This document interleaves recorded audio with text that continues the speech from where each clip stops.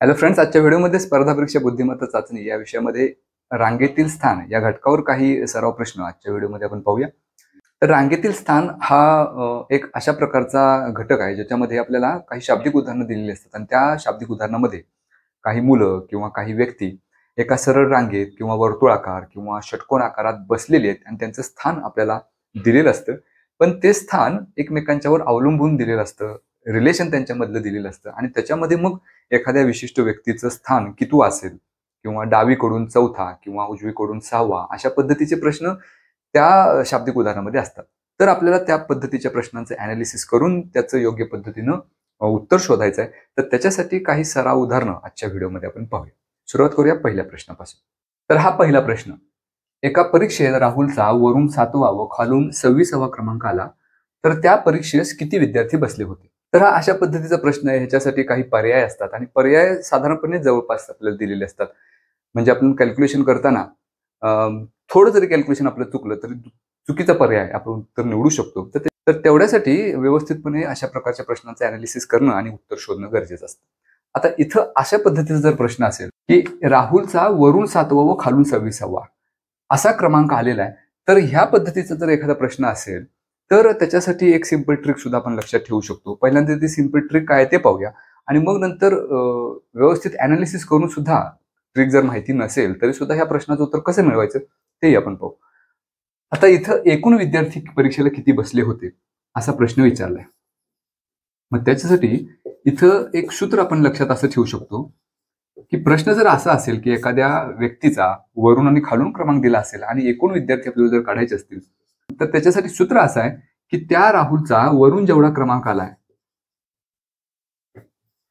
तो आपल्याला दिलाय आणि त्याच्यामध्ये खालून जो क्रमांक आलाय तोही दिलाय आणि ह्याच्यामधून वजा 1 करायचं. म्हणजे त्या दोन्ही क्रमांकांची बेरीज करून त्याच्यातून 1 वजा करायचं. आता तो 1 वजा का करायचं ते नंतर आपण बघूया. पहिल्यांदा हे सूत्र आहे तसं लक्षात ठेवू. मग वरून क्रमांक त्याचा 7वा आहे, खालून क्रमांक 26वा आहे, वजा 1. मग 26 आणि 7 33 वजा 1 उत्तर येईल 32. याचा अर्थ त्या परीक्षेस एकूण 32 विद्यार्थी बसले होते. त्या 32 विद्यार्थ्यांपैकी राहुलचा क्रमांक वरून 7वा आणि खालून 26वा. आता हे तर झालं सूत्र. आता समजा हे सूत्र आपल्याला माहिती नाही तर मग आपण असं गृहीत धरूया की हा राहुल आहे ज्याचा क्रमांक परीक्षेमध्ये 7वा आहे.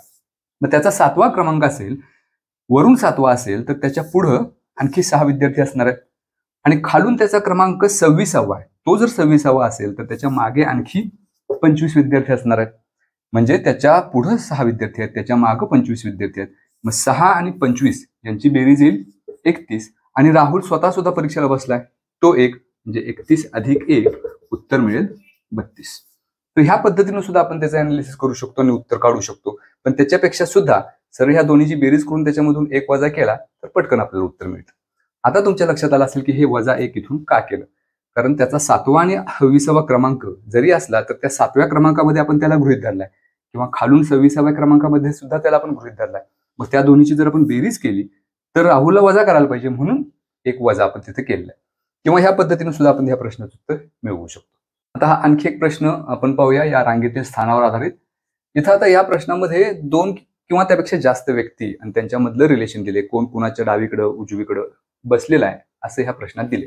तर त्याच्यावरून पहिल्यांदा सगळ्यात अगोदर या पद्धतीच्या प्रश्नाचं उत्तर मिळवायला त्या प्रश्नामध्ये दिलेल्या माहितीवरून आकृती काढणं गरजेचं आहे. ती आकृती जेवढ्या लवकर आणि जेवढी अचूक आपण काढू तेवढं पटकन आपल्याला त्या प्रश्नाचं उत्तर मिळतं. आता इथं असं दिलं की काही मुले एका रांगेत उभे राहून सूर्यास्त पाहत आहेत. अशोक डावीकडून 16वा आहे, चंदू उजवीकडून 16वा आहे, बंडू हा अशोकच्या उजवीकडे 4था व चंदूच्या डावीकडे 5वा आहे. तर एकूण विद्यार्थी किती? म्हणजे एकूण 3 विद्यार्थ्यांची इथं माहिती दिलेली आहे.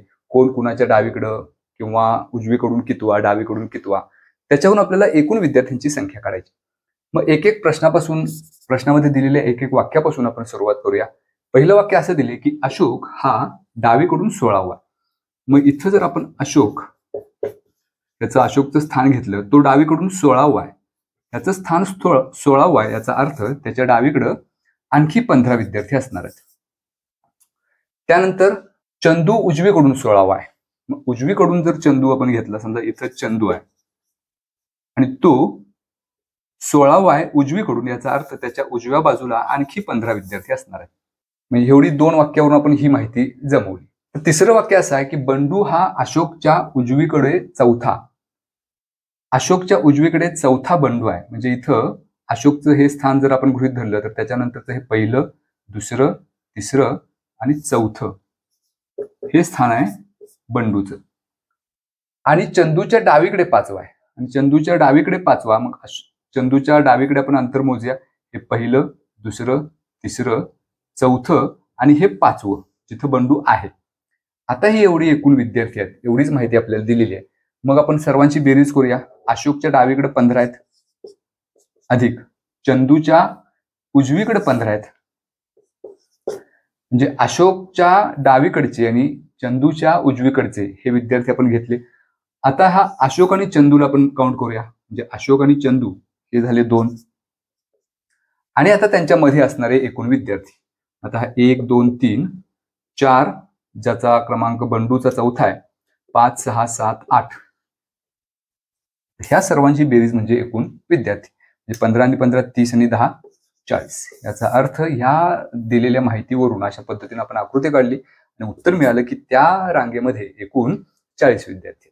तर ह्या पद्धतीनं आपण कुठलाही प्रश्न असू दे या रांगेतील स्थानावर आधारित अशा पद्धतीने सगळ्यात अगोदर आकृती काढायची त्या प्रश्नामध्ये दिलेल्या माहितीवरून, म्हणजे मग आपलं उत्तर कधी चुकत